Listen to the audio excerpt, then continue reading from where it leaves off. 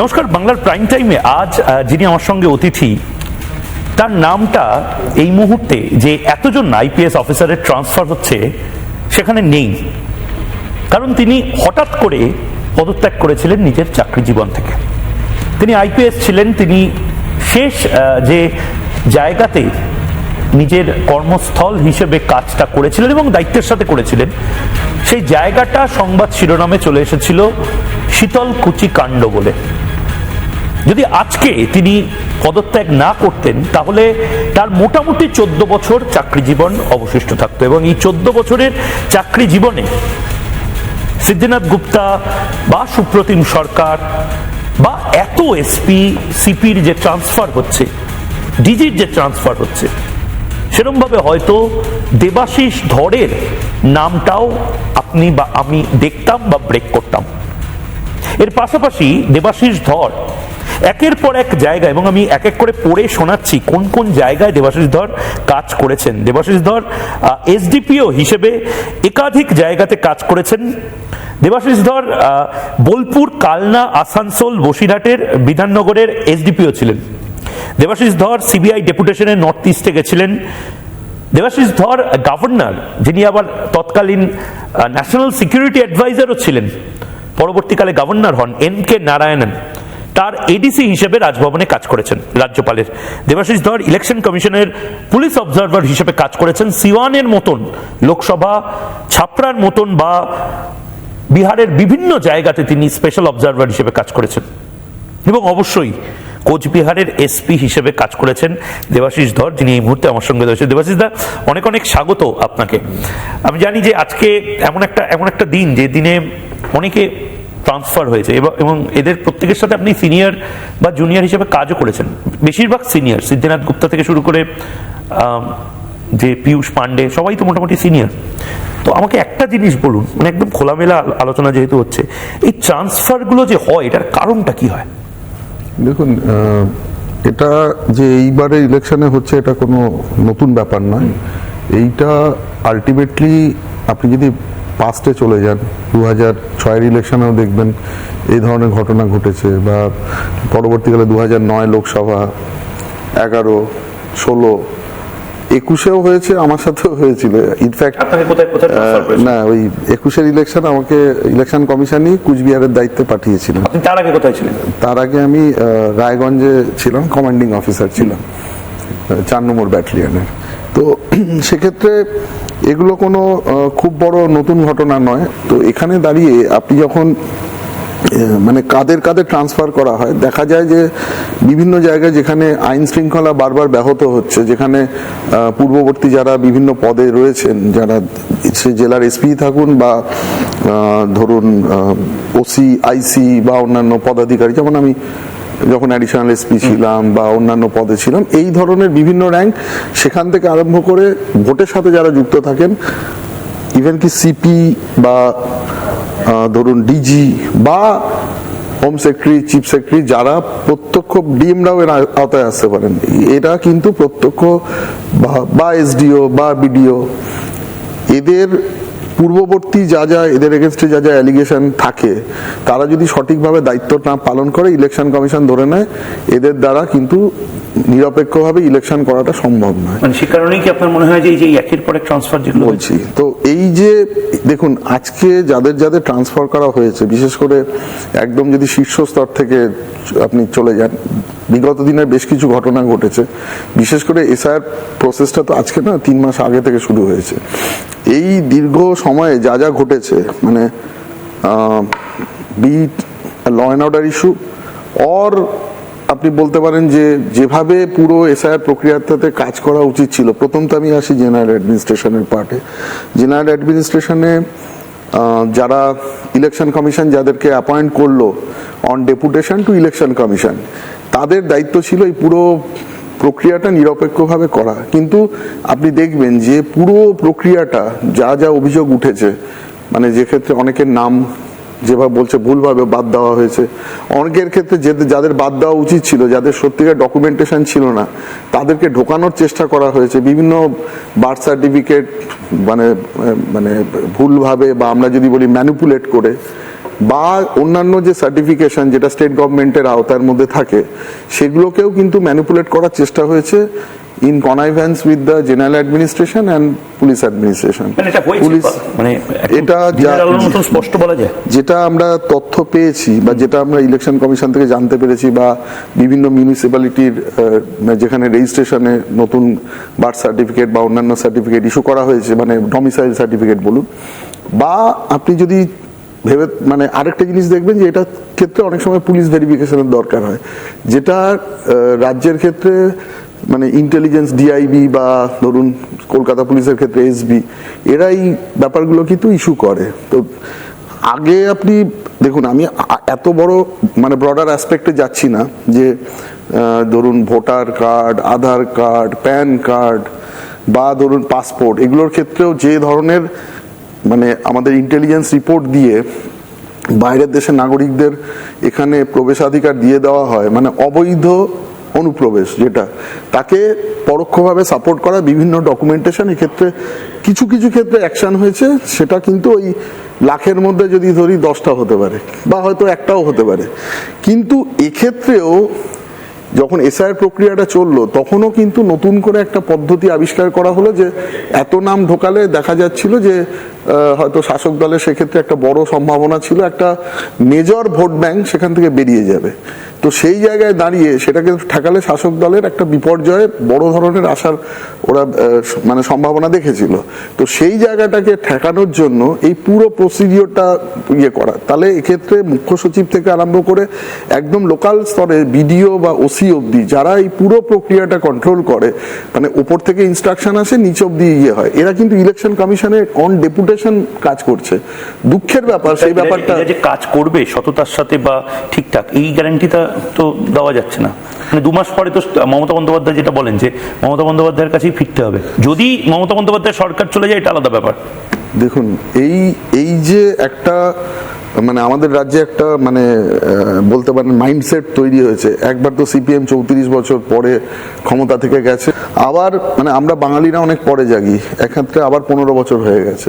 তো এত তাড়াতাড়ি তৃণমূল চলে যাবে, অনেকেই হয়তো সেটা মানসিকভাবে বিশ্বাস করেন না। এই বিশ্বাস না করার ফলে আর আমাদের যারা অফিসারদের যে মাইন্ডসেট তৈরি হয়ে গেছে, তারা কোনোদিন তৃণমূল চলে যাবে এটা ভাবতে, আপনি যদি কারোর সাথে আলাপচারিতায় যান, একদম অন পার্সোনাল গ্রাউন্ড যদি কারোর সাথে কোনো ডিসকাশনে যান, তারা কিন্তু কোনোদিন ভাবতে পারে না যে আজ পর্যন্ত তারা জানে যে এখানেই শুরু এখানেই শেষ, এই ধরনের একটা মাইন্ডসেট নিয়ে বসে আছে। যখন দেখুন ভারতবর্ষের সংবিধান একদিকে চলেছে, আর আমাদের দুঃখের ব্যাপার পশ্চিমবঙ্গের এই পুরো প্রশাসনিক ব্যবস্থা বলতে পারেন, আমি অতটা বড় হয়তো বললাম না, প্রশাসনিক ব্যবস্থায় তৃণমূলের হয়ে বা শাসক দলের হয়ে কাজ না করাটাই এটা কিন্তু বলতে পারেন আপনার ব্যর্থতা, বা বলতে পারেন সেক্ষেত্রে আপনাকে দোষী বলে সাব্যস্ত করা হবে, যেটা আমার ক্ষেত্রে হয়েছে। আচ্ছা, আপনি কি শীতলকুচির যে ব্যাপারটা দেখতে দেখতে 5 বছর হয়ে গেল, 2021-এ এক্স্যাক্টলি অনেকের হয়তো মনে নেই। আমি একবার তাদেরকে মনে করাবো, সেই ছবিও আমাদের কাছে ছিল। শীতলকুচিতে বুথ জ্যাম হচ্ছে বলে একটি খবর কেন্দ্রীয় বাহিনী পায় এবং সেখানে তারা পৌঁছায়, এবং শীতলকুচিতে পৌঁছানোর পরে দেখা যায় যে সেখানে সত্যিই একটা অশান্তির বাতাবরণ তৈরি হচ্ছে। সেন্ট্রাল ফোর্স সেখানে গুলি চালায়, এটা ছিল একটা ভার্সন। পরবর্তীকালে তৃণমূল কংগ্রেসের আরেকটা ভার্সন, যেখানে তৃণমূল কংগ্রেস বলে যে দেবাশিস ধরের নেতৃত্বেই সেখানে সেন্ট্রাল ফোর্স ইচ্ছা করে সংখ্যালঘুদেরকে টার্গেট করে খুন করে।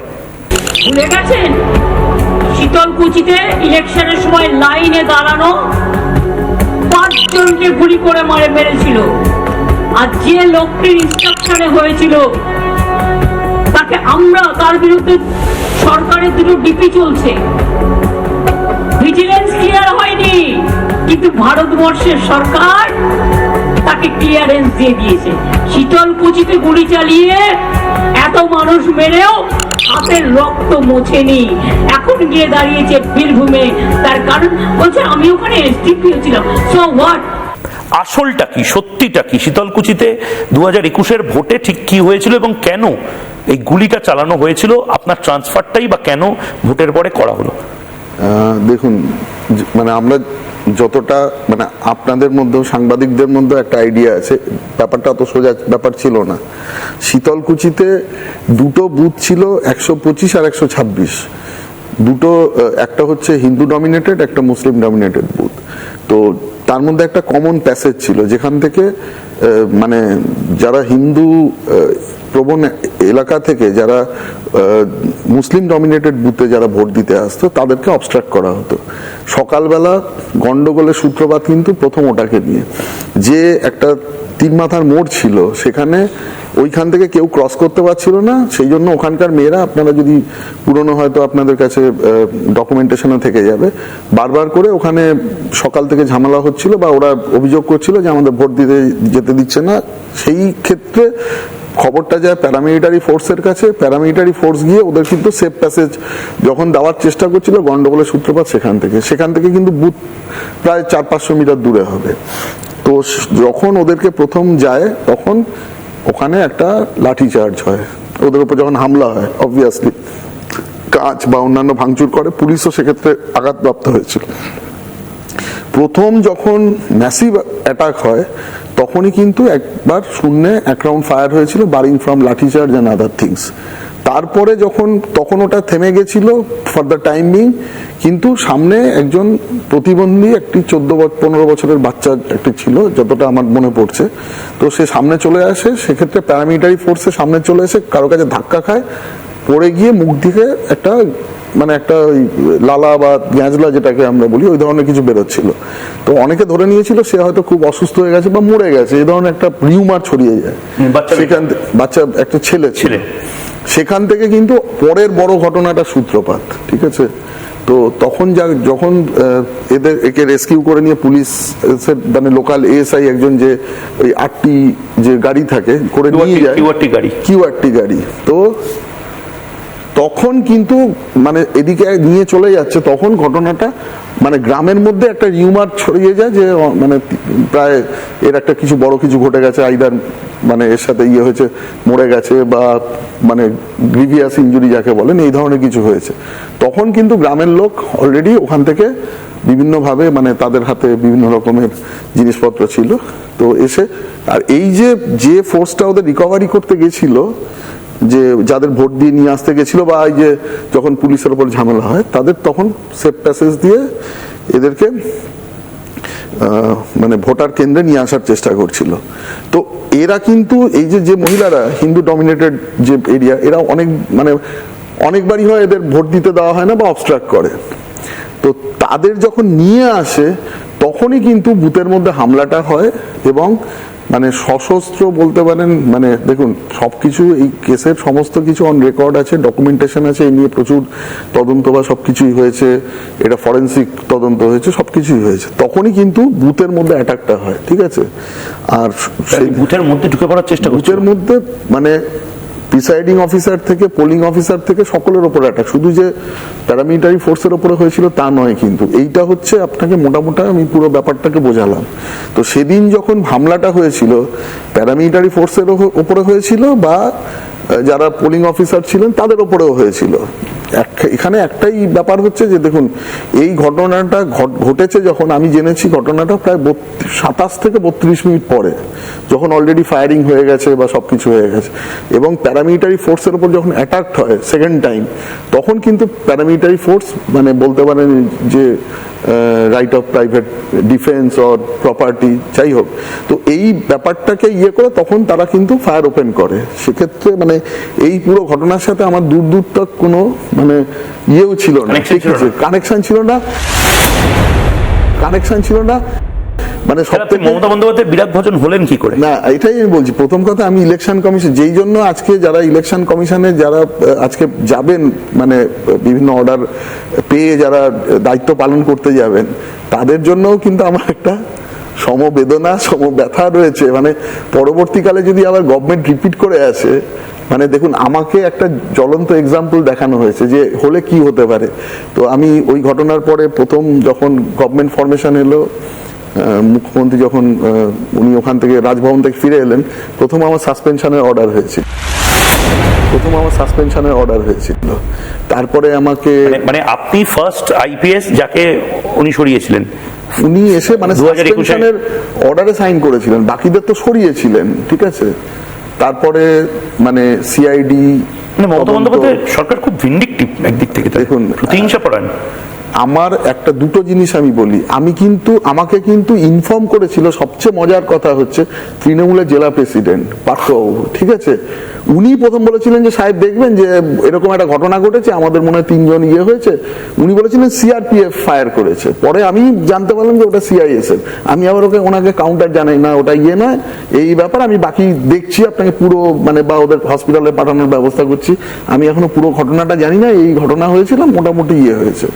তো সেক্ষেত্রে দেখুন, আমি হয়তো পরবর্তীকালে যেটা বুঝেছি যে আমাকে মানে যে বলা হয়েছে যে আমি নাকি প্যারামিলিটারি ফোর্সকে ডিফেন্ড করেছি বা হোয়াট এভার, দেখুন যা ঘটনা ঘটেছিল আমার কাছে, যেটা অফিসিয়াল ডকুমেন্টেশন, যারা ওই স্পটে গিয়েছিলেন, যারা মানে আইসি বলুন বা এসডিপিও বলুন বা জেনারেল অ্যাডমিনিস্ট্রেশনে এডিএম গিয়েছিলেন, তারা কিন্তু রিটেন ডকুমেন্টেশন দিয়েছিলেন। তার উপরে ভিত্তি করে পুরো ব্যাপারটা কিন্তু সামনে আসে। আমার ওখানে নিজে কিছু বলার মানে আমি নিজের মতো কিছু বলে দেবো এখানে কিছু ছিল না। তো ডিএমও একই রিপোর্ট দিয়েছিল, ঠিক আছে। যেহেতু আমি ইলেকশন কমিশন আমাকে ওই সময় মানে ওই জায়গার দায়িত্ব দিয়েছিল, আমি বিরাট ভজন ছিলাম। আর 2 নম্বর কথা যে আমি হয়তো গভর্নমেন্ট যেটা চেয়েছিল যে আমি এই ঘটনাটাকে কিভাবে রিপ্রেজেন্ট করব, সেটা হয়তো সেই লাইন অফ অ্যাকশনে হয়নি। আচ্ছা, আপনার অভিজ্ঞতা থেকে এই যে নোটিফিকেশনটা এসছে 2021-এ, যে থানায় যে অফিসার ছিল যেখানে ঝামেলা হয়েছে, তাদের রিপোর্টও চেয়ে পাঠিয়েছে নির্বাচন কমিশন, এবং তার পাশাপাশি ব্যাপক প্রশাসনিক রদবদলের সম্ভাবনা দেখা দিচ্ছে। এটা কতটা ব্যাকফুটে ফেলবে মমতা বন্দ্যোপাধ্যায়কে? মানে এটা কি পুলিশ যারা যারা এই ধরনের ঘটনার সাথে যুক্ত তাদেরকেও ব্যাকফুটে ফেলবে? দেখুন, ব্যাপারটা হচ্ছে যে 21-এর মতো পোস্ট পোল ভায়োলেন্স আমাদের পশ্চিমবঙ্গের ইতিহাসে আমি তো জন্মের পরে দেখিনি, ঠিক আছে। তো এই পুরো ঘটনাটাকে অন্যান্য আপনার যারা তৎকালীন কলিগ ছিল তারাও কি এটা স্বীকার করবে? আমার দেখুন, কেউ তো হয়তো দেখেনি, স্বীকার করতে, এবার আমার যারা পূর্বতন যারা ছিলেন, যারা হয়তো ওই ইয়ের আমল দেখেছিলেন 72 থেকে 77 যেটা বলা হয়, 72-77-এর মতনই 2021-এর মানে সেই ব্যাপারটা যারা দেখেছে তারা কম্পেয়ার করে বলতে পারবেন যে কি ঘটনা ঘটেছিল, যেখানে আমরা প্রায় মোর দ্যান 50, হয়তো 54 বা এরকম কোনো সংখ্যায় লোকে প্রাণ হারিয়েছিল। তারপরে এত কিছু ভ্যান্ডালিজম হয়েছিল। ওই ঘটনার পরে আমি 2 থেকে আড়াই দিন মতো জেলার এসপি ছিলাম। 2 তারিখে রেজাল্ট বেরিয়েছিল, 5 তারিখে আমি সাসপেন্ডেড হই।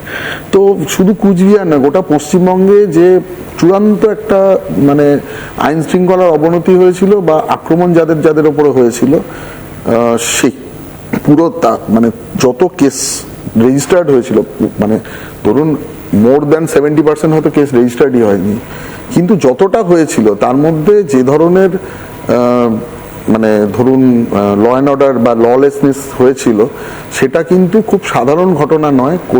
খাস কলকাতার বুকেও হয়েছে, সাউথ 24 পরগনাতেও হয়েছে, কুচবিহারেও হয়েছে, বীরভূমেও হয়েছে, সব জায়গায় হয়েছে। এটা কিন্তু মানে কোনো গণতান্ত্রিক দেশে it's not an easy event বলতে পারেন। ইভেন্ট বললে আমি ভুল বলবো, এটা কখনোই কাম্য নয়, এটা হতে পারে না। যদি গণতন্ত্র বলে বলি, যেখানে অন্যান্য রাজ্যে যখন ইলেকশন হয়, আমিও যেহেতু অন্যান্য রাজ্যে একাধিকবার অবজারভার হয়ে গেছি, আমি কিন্তু কোথাও এই ধরনের ইনসিডেন্ট কোথাও দেখিনি, এই ধরনের ঘটনা কোথাও ঘটে না। ইলেকশন হয়, ইলেকশনের মতো জেতা হারাটা তাদের ব্যক্তিগত ক্যারিশমার ওপরে বা প্রার্থীর সিম্বলের ওপরে হয়, বা কে কি কাজ করে হয়েছে হয়। যারা ইলেকশনে পাশাপাশি বসে কাজ করে, আমি দেখেছি একাধিক পার্টির লোকজন, তারা একজনের থেকে একজন চা শেয়ার করছে, মানে খাবার শেয়ার করছে, মানে সরি টু সে, আমি মানে প্লিজ, আমি তো দেখিনি। তো কিভাবে হয় আমি বলতে পারবো না, কিন্তু ইলেকশনের দিনও দেখেছি হ্যান্ডশেক করে উঠে গেল, যেদিন মানে পোল হয়ে পোল পার্টি চলে গেল। আমাকে একটা জিনিস বলুন, আপনি রাজনীতিবিদদের কথা বলছেন, পুলিশের নিচু তলাও আমি শুনেছি প্রচন্ড রকম ভাবে বিক্ষুব্ধ মমতা বন্দ্যোপাধ্যায়ের প্রতি বা পুলিশ মন্ত্রীর প্রতি, পলিটিক্যাল বস যে তার প্রতি, এটা কি সত্যি? মানে বাংলায় মমতা বন্দ্যোপাধ্যায়ের সবচেয়ে বড় প্রবলেম হবে হয়তো আইপিএস অফিসার বা আইএএস অফিসারদের একটা বড় সংখ্যক এবং নিচুতলার পুলিশ কর্মী, তাদের একটা কার্যত বিদ্রোহ ঘোষণা। দেখুন,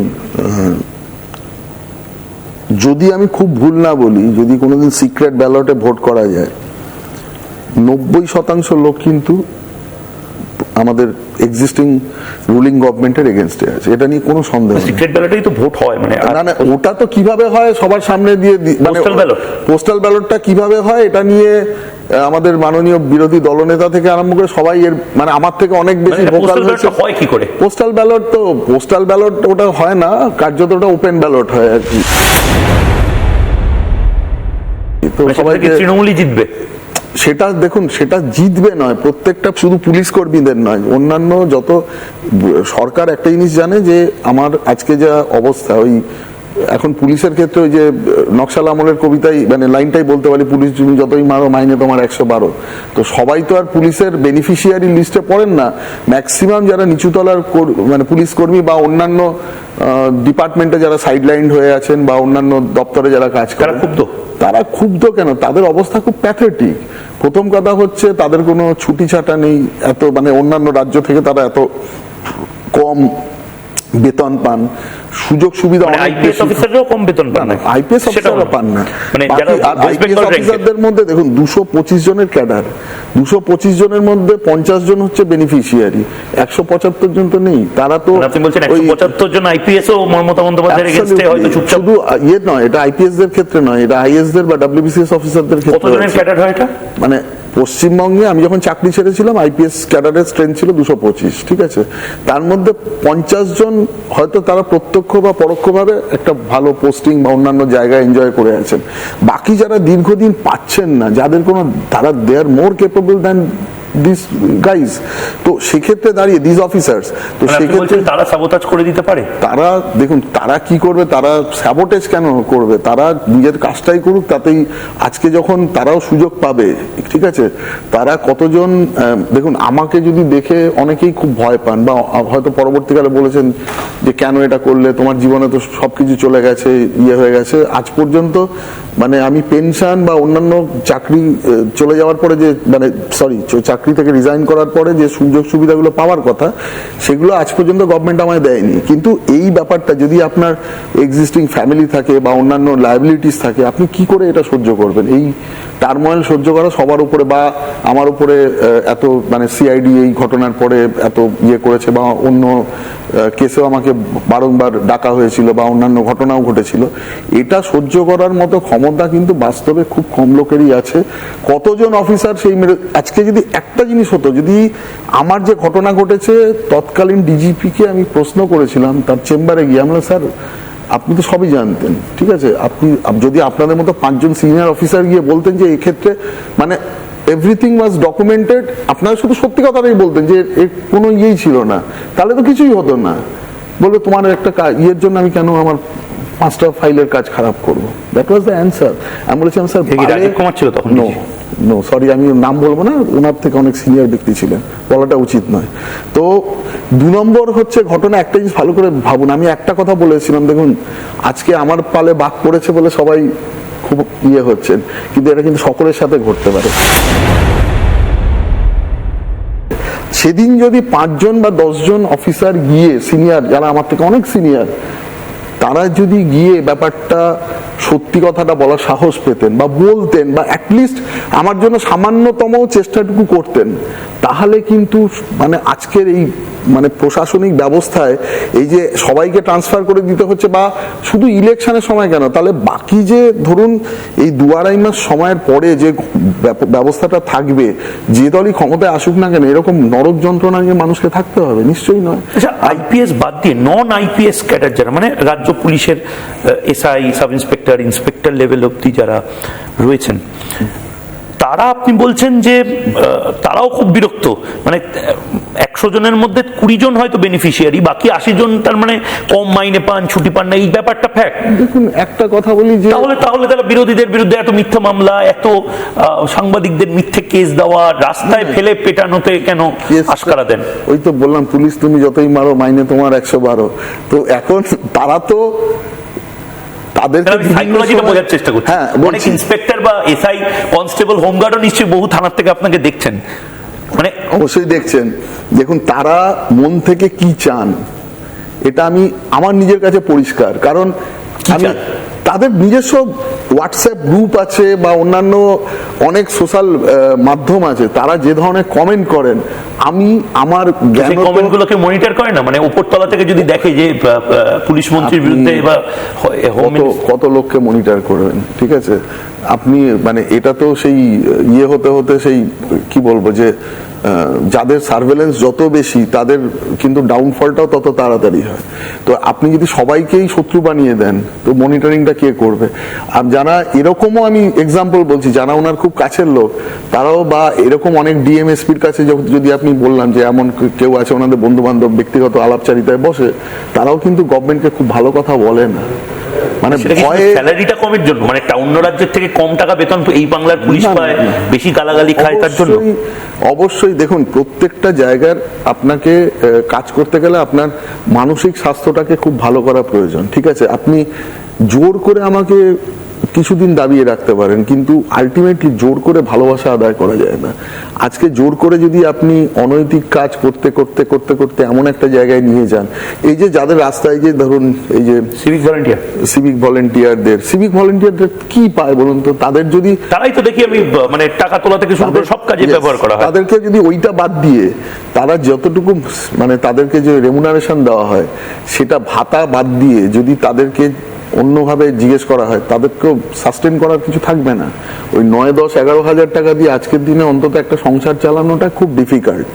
আর যে পরিমাণ তাদের ডিউটি করতে হবে, যে সংখ্যক মানে মানে ডিউটি আবার তাদের জন্য অ্যালট করা হয়। 2 নম্বর কথা, এই যে দেখছেন যারা বিভিন্ন মানে আন্দোলনের যে বিভিন্ন ক্ষেত্র, মানে আজকে পশ্চিমবঙ্গে বলতে পারেন ধর্মতলা, ধর্নাতলা, আমরা এসব বলে থাকি।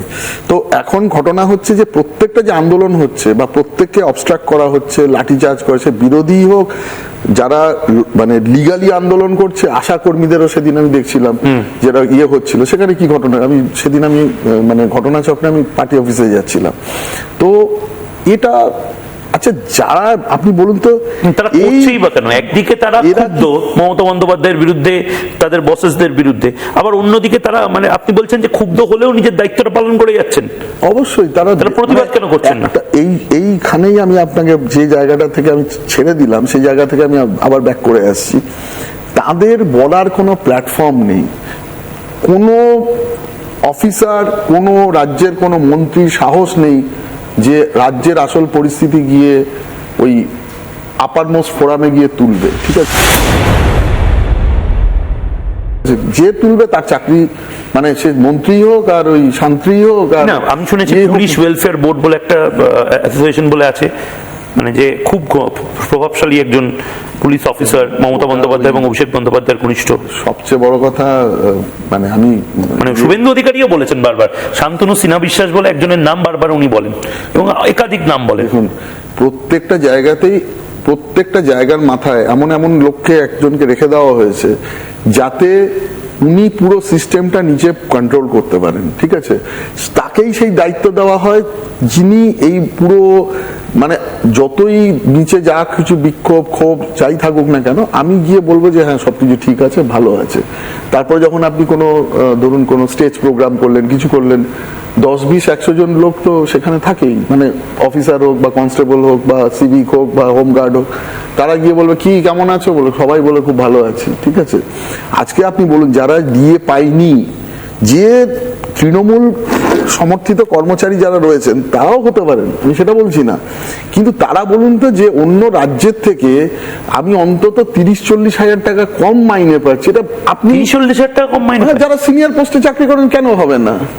যার বেসিক ধরুন কলকাতা পুলিশের মাইনে তো আমি শুনেছি ভালো, কলকাতা পুলিশ কিছু অল্প কিছু বেশি পান, কিন্তু ধরুন একজন ইন্সপেক্টরের বা একজন এসিপি, ঠিক আছে, বা কলকাতা পুলিশের ডিসিরাও নন আইপিএস আছেন, তার যদি বেসিক 70-80 হাজার টাকা, 90 হাজার টাকা বা 1 লাখ টাকা হয়, তাহলে আপনি হিসাব করলে তো তার স্যালারি 30-40 হাজার টাকা। কনস্টেবলদের ক্ষেত্রে অন্তত 15-20 হাজার টাকা কম হবে হিসাব করলে। তা আপনি বলুন তো যে অন্য কোনোভাবে নিজেকে অন্য প্রক্রিয়াতে যুক্ত না করতে চায়। আমি প্রক্রিয়া বলতে যে প্রক্রিয়াগুলো পুলিশের মধ্যে আছে বলছি, তো যে চায় যে আমি আমার পরিবারকে আমার মানে নিজের চাকরিটা করব, ফ্যামিলির সাথে টাইম কাটাবো করবো এবং আমার মানে লিগাল যে যতটুকু পাওনা আছে সে দিয়ে আমি ফ্যামিলিকে ভালো রাখবো। তার ক্ষেত্রে 30-40 হাজার 15-20 হাজার টাকা আপনি বলছেন প্রাতিষ্ঠানিকভাবে দুর্নীতিটাকে মমতা বন্দ্যোপাধ্যায় এনকারেজও করেছেন। আমি একটা জিনিসই বলতে মানে তুমি মাইনে কম পাও, অন্য যে জিনিসপত্র কয়লা, গরু, ইট, বালি, চুন, সিমেন্ট সবকিছুর মধ্যে ঢোকো। পশ্চিমবঙ্গে কয়লা, গরু, ইট, সিমেন্ট এটা কিন্তু আজকের ঘটনা নয়, এটা আগেও ছিল। আপনি যদি বলেন যে লেফট ফ্রন্টের আমলে এটা ছিল না, আমি মানতে পারবো না, ঠিক আছে, ছিল। এখানে প্রাতিষ্ঠানিকভাবে হয়নি এবং লেফট ফ্রন্ট ব্যাপারটা বুঝতে পারেনি ওই যে এটা যে একটা শিল্পের পর্যায়ে নিয়ে যাওয়া যায়, বা এই যে লেফট ফ্রন্টের আমলেও আমি ধরুন আসানসোলের মতো জায়গায় চাকরি করেছি, যেখানে কিন্তু আমি কোনো নেতাকে কোনোদিন এই অর্গানাইজড ওয়েতে কোনোদিন আমি বলতে শুনিনি। হয়তো ওদের কি ডিমান্ড ছিল আমি বলে দিচ্ছি, ধরুন ব্রিগেড হতো বা অন্যান্য বড় বড় সভা হতো, সেক্ষেত্রে ওদের ফাইন্যান্সিং এর কিছু ব্যবস্থা হয়তো থাকতো। এটা নিয়ে তো দেখুন, টাকা তো নিঃসন্দেহে টাকা তো আর মানে অন্য গ্রহ থেকে আসবে না, ঠিক আছে, টাকা এখান থেকেই জেনারেটেড হয়। কোথাও এখানে যেখানে যে রাজ্যে কোনো শিল্প নেই, যেখানে কোনো উন্নত টেকনোলজি নেই, যেক্ষেত্রে মানুষ নতুন কোনো কিছু ভাবতে পারে না, যেখানে ট্যুরিজম নেই, যেখানে আপনি দেখবেন কোনো উন্নত মানের স্বাস্থ্য ব্যবস্থা নেই, শিক্ষা ব্যবস্থা নেই, ঠিক আছে, সেই জায়গায় দাঁড়িয়ে আপনার অর্থ জেনারেট করবে কি? আমি বলছি যেখানে বলছিলাম আপনি বলছেন পুলিশ অর্থ জেনারেট করার কাজও এখন করছে। পুলিশ অর্থ নিয়ে আপনি যদি আজকের ধরুন একটা, এটা তো লিগাল ব্যাপার যে ফাইনের ব্যাপারটা দিয়ে দেবে, ফাইনটাও প্রচুর বেশি কাজ। অনেকে বলে যে পুলিশকে আমরা মজা করে বলি যে ইয়ে করে পুলিশের মাইনেকে নিজেকেই মানে ওই জরিমানা করে ইয়ে করতে হয়। পুলিশের ক্ষেত্রেও পুলিশিং সিস্টেমের মধ্যে এই যে এত টাকা পয়সার ব্যাপারটা কিন্তু সত্যিকারে তখন ওরা দেখে যায়নি। হয়তো লেফট ফ্রন্ট যদি জানতো তাহলে কিন্তু লেফট ফ্রন্ট আগে একটা সময় ছিল জোরদার বা যারা টাকা বসুলি করতো, মানে ইন্স্যুরেন্সের এজেন্ট, যারা রিকভারি এজেন্ট, পুলিশকে এখন বাংলায় রিকভারি এজেন্ট হিসেবেও কাজ করতে হচ্ছে প্রায়। মানে বিভিন্ন জায়গা থেকে টাকা তোলার কাজ এবং মানে স্বচ্ছভাবে ট্রান্সপোর্ট করে দেওয়ার কাজটা এখন পুলিশকে করতে হচ্ছে। দেখুন, সবচেয়ে যেটা খারাপ জিনিস হচ্ছে, আপনি যে কোনো হাইওয়ে মাঝখানে একটা ব্যাপক আড়ে ছিল, কোথাও আমি ন্যাশনাল হাইওয়েতে রাস্তায় রকেট করে রাত্রিবেলা মানে ওই টাকা তোলার সিস্টেম, মানে সেটা খুব আশ্চর্যের ব্যাপার। আর সবচেয়ে বড় কথা, সিভিক ভলেন্টিয়ারদের কাজ কি ছিল, যে এরা কিন্তু ভলেন্টিয়ার, এরা সাহায্য করবে। কিসে সাহায্য করলো? তারা এসে পুলিশকে অন্য রকম একটা ব্যাপারে, যেটা মানে একটা অনৈতিক ব্যাপারের সাথে এদের জড়িয়ে ফেলা হলো, এরাও এমন ভাবে জড়িয়ে ফেললো গেল নিজেরা, কিন্তু এই জায়গা থেকে এরা বেরিয়ে আসতে কখনোই পারবে না। তারা কিন্তু এই সিস্টেমটার মধ্যে ঢুকে গেছে। যখন আপনার রক্তের মধ্যে আস্তে আস্তে বিষ প্রবেশ করতে শুরু করবে, ওই বিষটাকে টেনে একবারে বের করে নেওয়া খুব কঠিন। আপনি যে হাইওয়ের কথাটা বলছেন, এটা আমারও চোখে পড়েছে। এবং কিছুদিন আগে একজন খুব পপুলার মানে যে ট্রাক ড্রাইভার, সে একজন ব্লগারও, সে বলছে যে বাংলায় এসে গেছি হাইওয়ে দিয়ে, সেটা বোঝার সবচেয়ে বড় উপায় হচ্ছে হাইওয়ে জুড়ে লোকে ওই গার্ডরেল দিয়ে টাকা তোলে। এবং পুলিশ যদি এই বাংলায়, মানে অন্যান্য জায়গাতেও নিশ্চয়ই এই জরিমানা ফাইনের ব্যাপার আছে, বাইক যারা আরোহী তাদের ক্ষেত্রে পুলিশকে মানে সত্যিই কি এই বাড়তি প্রেশারটা উপরতলা থেকে দেয় যে বেশি বেশি করে ফাইন তোলো? সেটা আমি জায়গা বিশেষে দেখেছি। দেখুন, কিছু কিছু পুলিশ স্টেশন এরিয়ার মধ্যে এই ব্যাপারটা খুব বেশি আছে। আবার যদি আপনি অন্য জায়গায় চলে যান, মানে এমন কিছু জায়গা আছে সেখানে হেলমেট কেন, সেখানে যদি মানে একসাথে 4-5 করেও বাইকে বসে আমি যেতে দেখেছি, পুলিশের সেখানে কোনো ক্ষমতা নেই কিছু করবে। যেটা সেখানে কি পুলিশ ভয় পায়? ক্ষমতা নেই সেখানে, আমরা ক্ষমতার দম্ভ সেখানে দুর্বলের উপরে আমরা দেখাই। এটা কি সত্যি কথা? কিছু কিছু জায়গাতে, কিছু কিছু এরিয়াতে পুলিশকে সত্যি ভয় ভয় কাজ করতে হয়, মানে বিশেষ করে জেলায়। অবশ্যই করতে হয়। যেদিন আমি বসিরহাটে জয়েন করেছিলাম প্রথম দিন, সেদিন রায়ট চলছিল, কমিউনাল রায়ট চলছিল। তো সেদিন আমি জয়েন করেছি, মানে অফিসে 4 জন নিতে পারিনি, সোজা গিয়ে আমি ওখানে চলে গেছি। তো এইখানে দাঁড়িয়ে মানে তখন মানে এমন একজন এসপি ছিলেন, তিনি আজকে যাদের সরানো হয়েছে তার মধ্যে একজন ছিলেন, আমার সিনিয়র ছিলেন। তো উনি বলছিলেন, বারবার বলেছেন ডোন্ট শুট, ঠিক আছে, মানে বললো যে আই নো মানে you are a very trigger happy person. আমি বললাম না স্যার, এরকম বলছে no no no no no no don't shoot, don't open fire, মানে খুব ঠান্ডা মাথায় ইয়ে করে কন্ট্রোল করো। দেখবেন আপনি কি সত্যি ট্রিগার হ্যাপি পারসন? না, আমি সরি টু সে, মানে আমি মাওয়িস্ট এরিয়াতেও কাজ করেছি, বা আমি ইন্টেলিজেন্স নিয়ে প্রচুর সিবিআইতে যখন ছিলাম নর্থ ইস্টেও কাজ করেছি। আমি ওখানকার সবথেকে বড় 6 জন টেররিস্টকে ধরে নিয়ে এসেছিলাম। আমাকে একটা বুলেটও ইউজ করতে হয়নি, মানে একদম মানে বলতে পারেন তেজু বলে একটা জায়গা ছিল, ওখানে খুব সুন্দরভাবে যখন ওদের ইন্টারসেপ্ট করেছিলাম, তো কোর্টের আশপাশ থেকে ইন্টারসেপ্ট করেছিলাম, তো 8 ঘন্টার মধ্যে আমাকে এনএইচএ থেকে হেলিকপ্টার ইস্যু করে দেওয়া হয়েছিল। ওখান থেকে নিয়ে মানে সিআইএসএফ আমায় পুরো কর্ডন করে দিয়েছিল, করে ওদেরকে তুলে নিয়ে আমি পরের 15 দিন ওরা আমার সাথেই মানে কাস্টডিতে ছিল, ওদের আবার আমি পরে অরুণাচলে গিয়ে কোর্টে সাবমিট করে এসেছিলাম। তো একটা কথাই ওরা বলে দিয়েছিল সিআইএসএফ এর যারা ওখানকার সিনিয়র অফিসার ছিল, বলছে ডোন্ট কাম ব্যাক এগেন, বলছে second time you will come back they will shoot you out. ঠিক আছে, ঠিক এই ভাষাটা ছিল। তার থেকেও কি কিছু কিছু ক্ষেত্রে পশ্চিমবঙ্গ গন্ডগোল হয়ে যাচ্ছে? সবচেয়ে বেশি মজার ব্যাপার বলছি, ওরা যখন 14 দিন আমার সাথে ছিল, ওদের প্রত্যেক আমি কোনো কাউকে কোনো রকম ইয়ে করতাম না, কোনো গার্ড নিতাম না, মানে বাইরে যা থাকতো আমি ওদের সাথে 1:1 গল্প করতাম, বা করে ওদের মানে সাইকোলজি বা অন্যান্য আমার যা জিজ্ঞাসা আছে সেগুলো জানতাম। কিন্তু মানে যখন ওদের ছেড়ে দিয়ে আসছি, জিজ্ঞেস করেছিলাম যখন ছাড়ছিলাম, যখন আমি তোমাদের ওখানে যাবো তোমরা তো আমাকে মেরে বললে, no no you are my our friends now. আচ্ছা, ইতিমধ্যে কিন্তু খবর এসে গেছে যে শুভেন্দু অধিকারী ভবানীপুর আর নন্দীগ্রাম 2 জায়গাতেই দাঁড়াচ্ছে, দুটোই খুব সেন্সিটিভ জায়গা, জিততে পারবে? দেখুন, উনি তো আগে দেখিয়ে দিয়েছেন, উনি যে ওটা তো লোডশেডিং করে নাকি, তারপর নগেন্দ্রনাথ ত্রিপাঠীর আমরা দেখেছি বয়ান। নগেন্দ্রনাথ ত্রিপাঠী অনেক কথাই বলেছিলেন যে এই উদ্ধৃতে দাগ ফাগ লাগতে দেবো না, তা পরের এপিসোডটা না বলাটাই ভালো। উনি একটা দায়িত্ব নিয়েছিলেন, এবার ভবানীপুর থেকে উনি জিতে আসবেন, তো আগেরবার নন্দীগ্রামে উনি দেখিয়েছেন, আর এবারে এই চ্যালেঞ্জটা, এই মিথটা কিন্তু ভাঙা। আগেরবার বলা হয়েছে লোডশেডিং, বা দেখুন হলে তো কেস তো হাইকোর্টে চলছিল, সেক্ষেত্রে হাইকোর্ট নিশ্চয়ই তার এভিডেন্সের উপরে ভিত্তি করে অর্ডার দিত। এইসব বাজে কথা নিয়ে ডিসকাশন না করাই ভালো। উনি যখন এটাও পেরেছেন, এবার ভবানীপুরে এই মিথটা ভাঙবেন। আর কলকাতা শহরে যে 11টা সিট আছে, কলকাতাকে বা সাউথ 24 পরগনা, এটা যে বলা হয় যে মানে দুর্ভেদ্য অংশ, এই মিথটা কিন্তু এবার ভাঙবে। আমার ব্যক্তিগত যেটা মানে আমি যতটুকু ভোট বুঝি বা ভোটের অ্যানালিসিস বুঝি, বা অন্যান্য মানে কিভাবে ভোটের মেকানিজম হয় সেটা বুঝি, এবারে যদি ঠিকমতো ভোট হয়, কলকাতা থেকে তৃণমূলের রেজাল্ট সবচেয়ে খারাপ হবে। মানে আমার কি পুলিশের একাংশেরও মানে ভূমিকা থাকবে, যারা হয়তো ভয়ঙ্করভাবে নিজের কাজটা করার তাগিদে করবেন, বা আমার ভাষায় সাবোতাজ করবেন?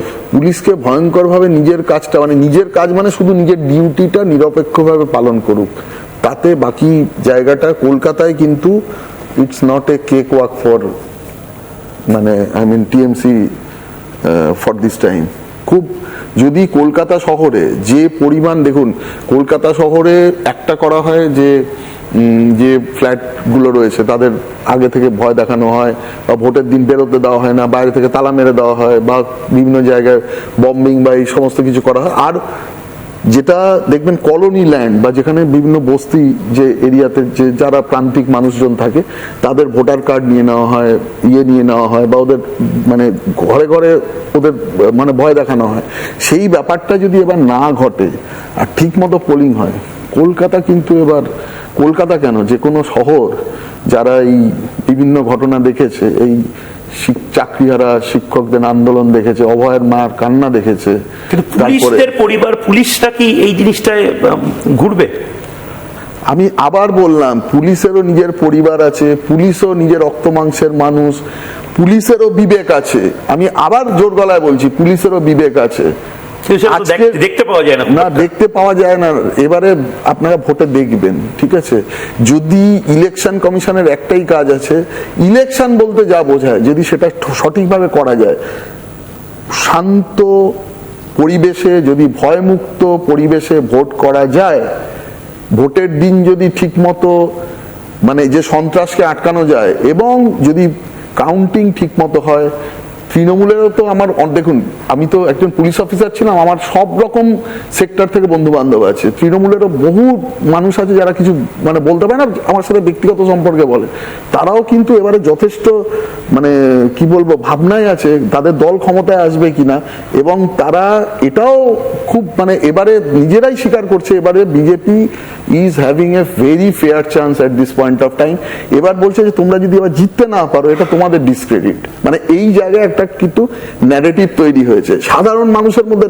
সাধারণ মানুষ 21-এ অনেক দেখুন এর থেকে অনেক বেশি হয়তো আমরা স্ফুরণটা দেখেছি, কিন্তু এবার মানুষ সাইলেন্ট আছে, কিন্তু সাইলেন্ট অবস্থাতে। এবং আজকে সকালেও একজন আমার বন্ধু ফোন করেছিলেন, সে তৃণমূলপন্থী হাইকোর্টের ওই যে বার অ্যাসোসিয়েশনের তৃণমূলপন্থী একজন লয়ার, একজন খুব মানে আমার ছোটবেলাকার বন্ধু, সেও বলছে তোরা এবার যদি ঠিক মতো ইয়ে করিস, মানে এবার কিন্তু বলছে মানুষ যে সবজিওয়ালা থেকে আরম্ভ করে যারা মানে তৃণমূলেরও বিভিন্ন সংগঠনের মধ্যে রয়েছে তারাও কিন্তু সাইলেন্টলি ভোট দেবে, মানে wait for that particular time. বেশ, অনেক ধন্যবাদ আপনাকে আজকে এতটা সময় দেওয়ার জন্য। কিন্তু পুলিশ দু ধরনের কথা হয়, পুলিশ ততক্ষণ অব্দি ভালো যতক্ষণ সে আমার পুলিশ। আবার আপনিও যেটা বললেন, পুলিশ তুমি যতই মারো মাইনে তোমার 112। পুলিশ এবার একটা বড় ভূমিকা পালন করবে বলে অনেকে বলছেন। পুলিশ বাংলায় আইপিএস বা যারা আইপিএস নন তারা এবার সবচেয়ে ভয়ঙ্কর তৃণমূলের ভাষায় খেলা হবে, সেই খেলাটা না খেলে দেন, এই আশঙ্কা হয়তো মমতা বন্দ্যোপাধ্যায়ও করছেন। সেই আশঙ্কা কি সত্যি হবে, না সে আশঙ্কা একেবারে অমূলক, সেটা ভবিষ্যতই বলবে।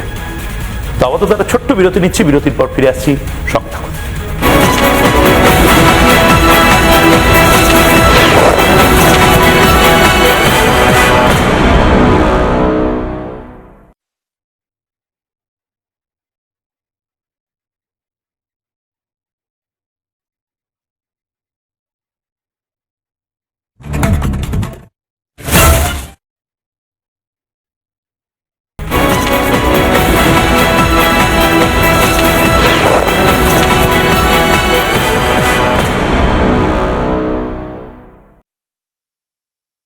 নানা ধরনের কন্টেন্ট দেখার জন্য লাইক করুন, শেয়ার করুন আমাদের ফেসবুক পেজ, সাবস্ক্রাইব করুন আমাদের ইউটিউব চ্যানেল। পাশাপাশি অন্যান্য ব্রেকিং নিউজের জন্য অবশ্যই চোখ রাখুন রিপাবলিক বাংলায়।